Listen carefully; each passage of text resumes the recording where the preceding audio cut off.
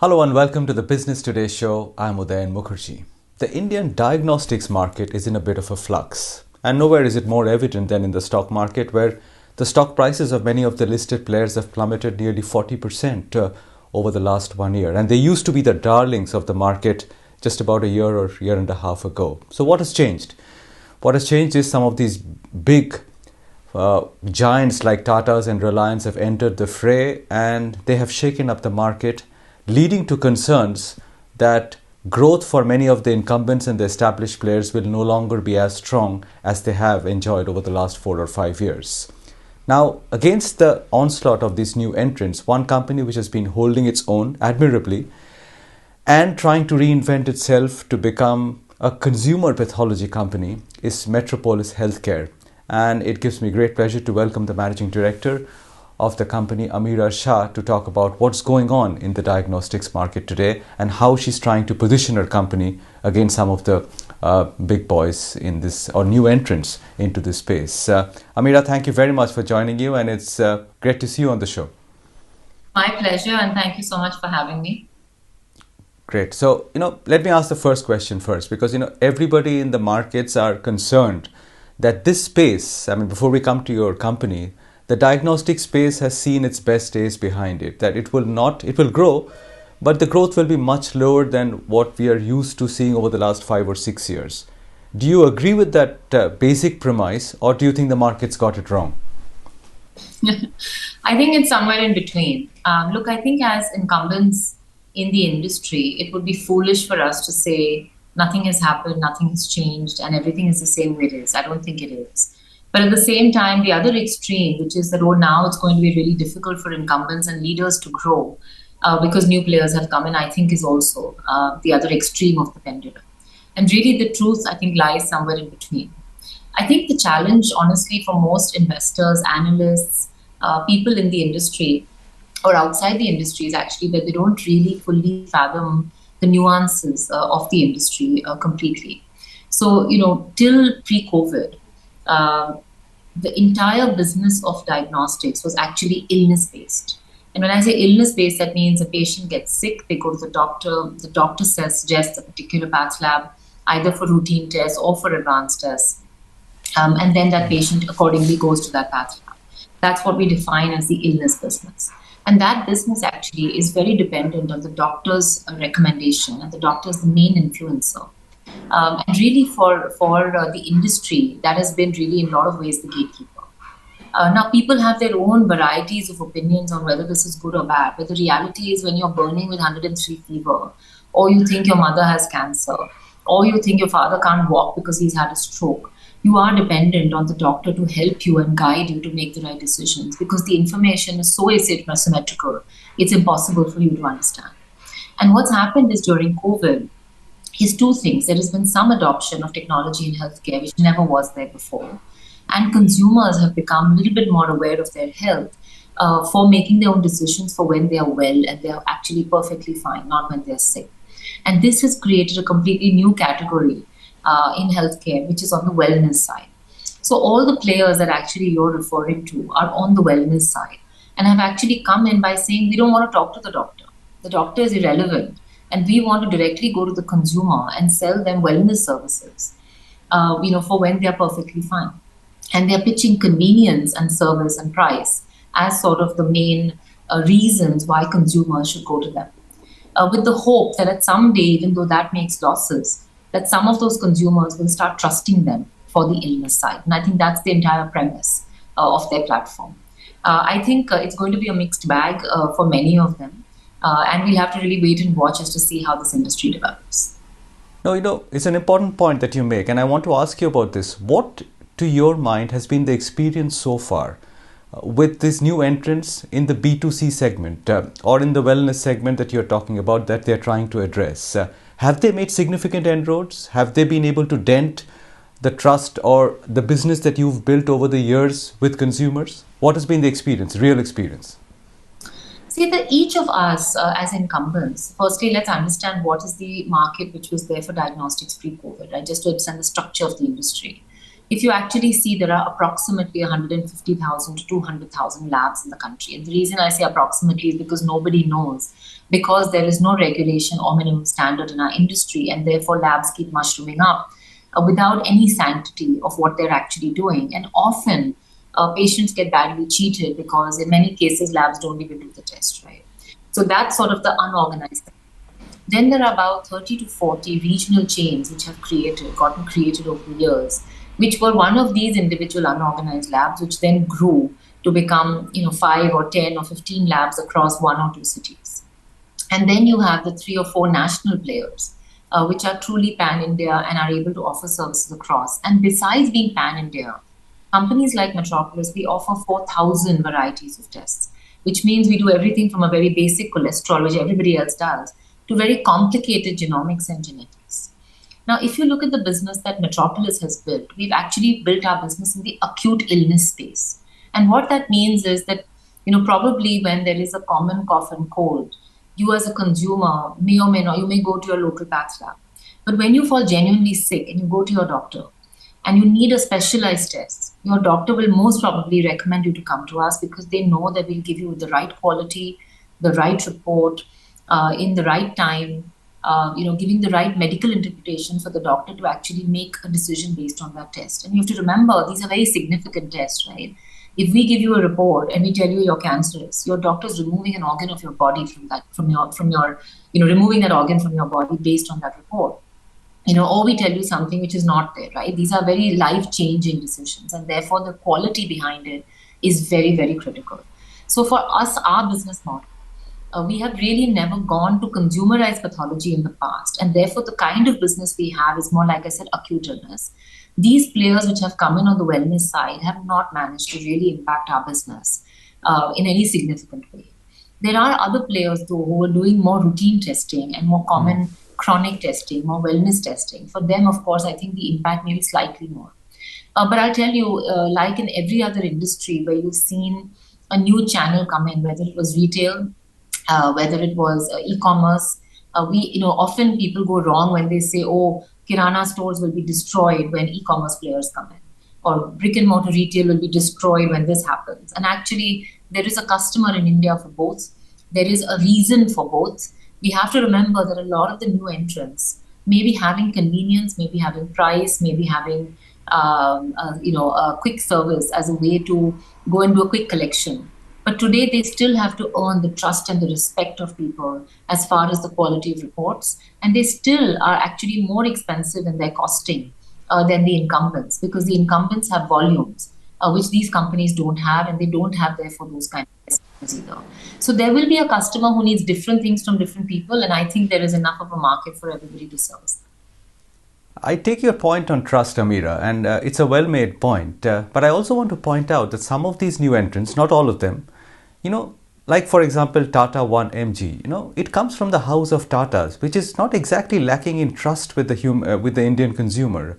You don't think that something like a Tata brand might actually represent the kind of trust that you're talking about, and those players might actually take away some of your business? Would they not be worthy challengers in your book?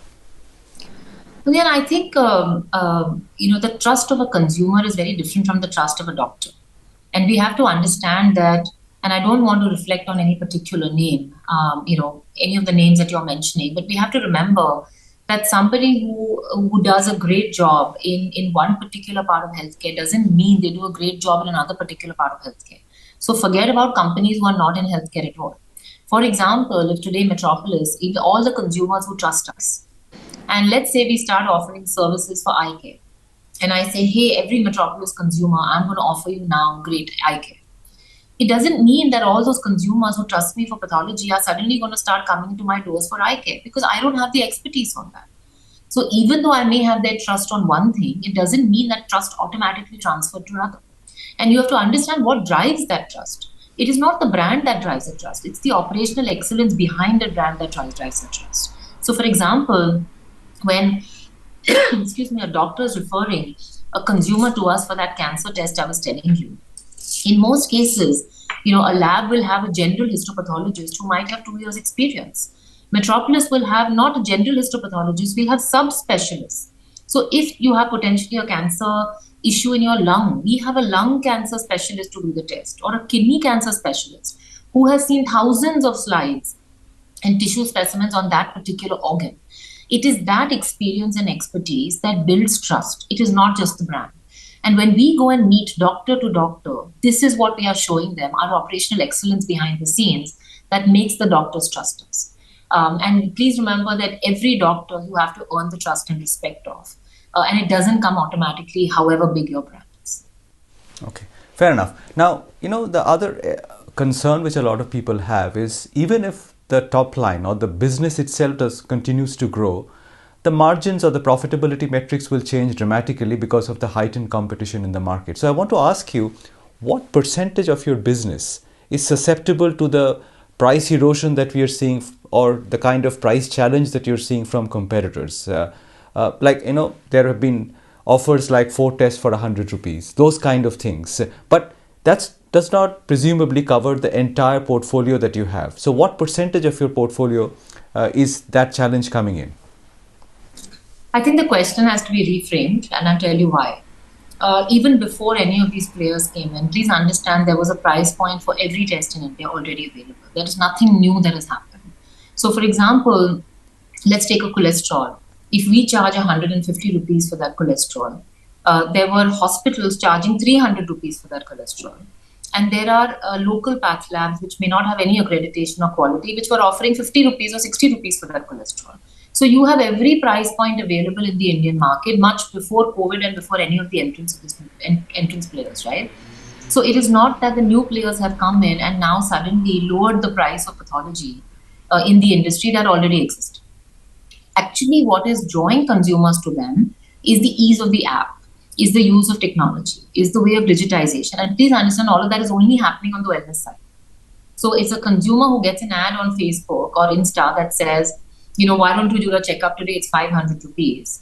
And somebody will come home and you'll get it on an app. That's what's attracting the consumer. But when that same consumer falls sick and goes to the doctor, their choices are very different. Because suddenly the test result is very, very important to them to make an important decision. And therefore, they are not willing to go to anybody and everybody, and they want to go to a trusted player by their doctor. And therefore, the consumer behavior is very different on the wellness side and different on the illness side.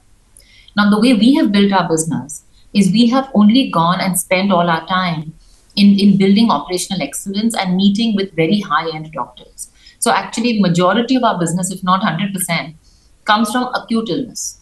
So we are not in the business anyway of selling tests for just a low price, even though we're very affordable. The average ticket size is what? 800, 900 rupees.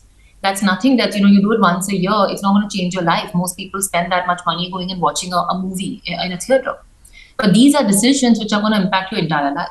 So I think we have to somewhere stop talking about price in pathology, because you do a test once a year. It's not that expensive. It's 1/10 the price than the US, or 1/20th the price than the US. And I think what we do have to start talking about, that if that test is wrong, well, how does it affect your life and how does it change? In the midst of all this, you have taken on a mission to consumerize pathology. Take us through what the plan is. What kind of specific categories would you be targeting, which will give you a much greater addressable universe and a bigger growth runway going forward? Sure. See, I think what we already know how to do and what we've done well is build that trust, that credibility with doctors. And in the past, we've always looked at it, even currently, our main engine, our main way of engaging with healthcare is to go through doctors, because doctors are the ones who understand the technical details of these tests, right?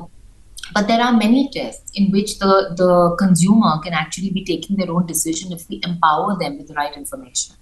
And our thought is really, it's not about going to consumers and luring them with prices only, or telling them that you'll get a collection done in 1 hour. The important thing really, if you want to make a difference in healthcare, is to empower consumers with knowledge.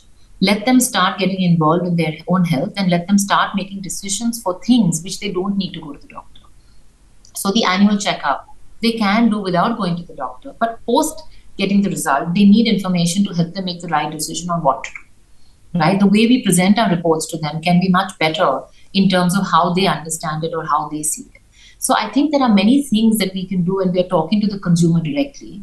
while maintaining the high level of global quality that we already offer, while continuing the operational excellence, but now creating an engagement with the consumer that builds a relationship with them, that helps them, that supports them in their own relationship with their own health. And I think that's the role that we would like to play going forward. It's not about who can drive the maximum GMV and who can drive the maximum sales. At the end of the day, these are not just samples; these are the lives of people. And I think we all have very much a responsibility to make sure that whatever we do in healthcare has to be done with absolute utmost responsibility and not casually. Is ease of testing one of those planks in reaching out to the consumer? Because, during COVID, home testing, which you did very successfully, became a big calling card. But do you think it's a scalable model? So again, it's strange because we see different consumer behaviors in illness and wellness. So while home testing we've been offering for donkey's years on the illness side, and obviously grew much more during COVID because people couldn't step out of their houses. But if you look now post-COVID and post things coming back to normalcy, you still see that people prefer the brick and mortar route than they do the home visit route for illness. Sometimes it may be counterintuitive when people say, why would anybody want to go to a center when somebody can come home? But often people have their own concerns and worries around why they don't want someone to come home. So we are still seeing brick and mortar having majority of sort of sample patient engagement rather than a home visit. But on the wellness side, because these new companies wanted to not have centers, and because they didn't have centers and will take time to build it, they started pushing home services as a way to quickly get the sample from the patient, for wellness or from the consumer. And that's why there's such an uproar about home visits. But this is really more because there's a lot of push marketing happening, and home visits are sort of being used as the primary channel of consumer acquisition. I do believe that home visits will continue to grow, as will brick and mortar. There will be a different use case for both of them. What about the flip side of it? Because there were rumors a few months ago that you may actually be looking at somebody to sell Metropolis out to. Because there's so much intense competition now, it might be a good exit time. Would you ever sell Metropolis, your stake in Metropolis, if one of the larger new entrants made you a lucrative offer? Like you said rightly, there were rumors, and that's all they were, rumors. We were very transparent with the exchange when we commented them and said that we have received inbound interest from players for a minority investment in Metropolis. And if we find a strategic fit and if there's any serious conversation, we will keep participants of the exchange informed. As we explored that interest, we found there wasn't a strategic fit. And therefore, we paused that entire exercise and went back and informed people that at this point of time, we have not found a strategic fit. But to be very, very clear, this was always only to accept a minority investment if there was something that was going to add value to our vision of Metropolis 3.0, which was two engines of growth. One is illness and one is wellness. At this point of time, this is not an option that we are considering at all about selling.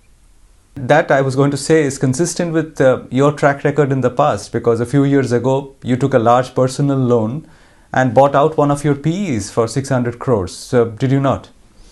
Absolutely right. I had only 36% stake in the company, and I took a very large punt on myself, actually, and a very large structured debt at the time of 600 crores, and went on to buy the 27% of equity that was held at the time by one of the private equity investors, therefore taking my stake to 65% odd.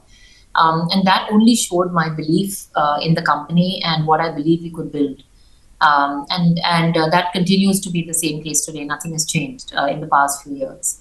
And we believe that Metropolis can continue to be a great institution over the next many, many years. And we have a vision for not only building it, like I said, on the illness side, but the wellness, and really making it an equally large consumer company with a large consumer brand.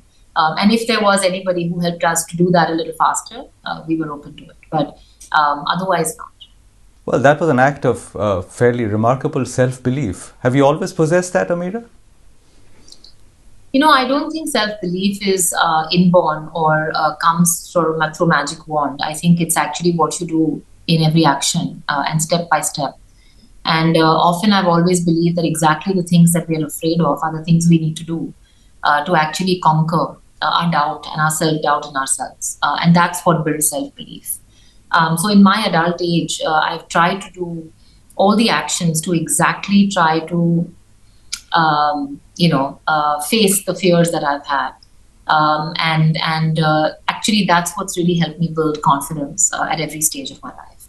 So even when I took this humongous risk, it's not like I felt everything was going to be great. It's not like I didn't have doubts. It's not like I, knew everything was going to be fine. I just was very analytical in how I assessed it. I was very objective in how I assessed it. But finally, it came from a deep sense of wanting to take Metropolis to its true destiny, and wanting to bet on myself to take the company there. And with all the fears and doubts, I still did it. And you know what? When I came out on the other side, I came out a much stronger, more confident person. And along this journey, have you drawn inspiration from other business leaders, other successful women in business, people that you've looked up to, considered mentors in a way? Mentor is a big word, but I would say that there are many individuals who I have, either from afar or up close, learned something from. And I try to accumulate all these wonderful traits that I see from all these individuals and try to see if there's some way I can harness them for the good of my organization. One of the people, for example, Deepak Parekh, is an incredibly humble person for everything that he's accomplished in his life. And I take a great sense of comfort from that you can go on to be a great achiever, but still be very grounded and down to earth. Zia and Kiran Majumdar and Zia Modi, both of them are incredibly, fiery women. Both who go after what they want. They're not afraid of what the world says about them. And they will do what they believe is right in their heart, for their business or for their life. And I think that's an uncommon trait in India, where most women, have to mold themselves and change themselves to adapt to the conditioning of everybody else around us. And watching both of them and engaging with both of them, made me braver in my outreach as well. I've seen Uday Kotak, for example, who's an incredibly smart, builder, and has just stayed absolutely focused on his one business. No distractions. No 1,000 people must have suggested him do this also, and he's just said laser focused, disciplined, and just continue to build an incredible organization. So I think there are lessons to learn, frankly, from everybody. And I'm naming some of the more well-known people, but I'll tell you, I've learned equal lessons from the nameless and people who you may not recognize, but who meet on a day-to-day basis and have incredible life stories and life journeys to share with us. Most of them not even well off, and actually quite poor, but their own sense of their fate, their journey, belief, and emotion really astounds. Well, it was lovely talking to you, Ameera, today. My congratulations on what you've achieved so far, and best wishes for your journey, and I'm sure you'll go on to much greater heights in life from here on. Thank you very much for your time. Thank you so much. Lovely chatting with you today.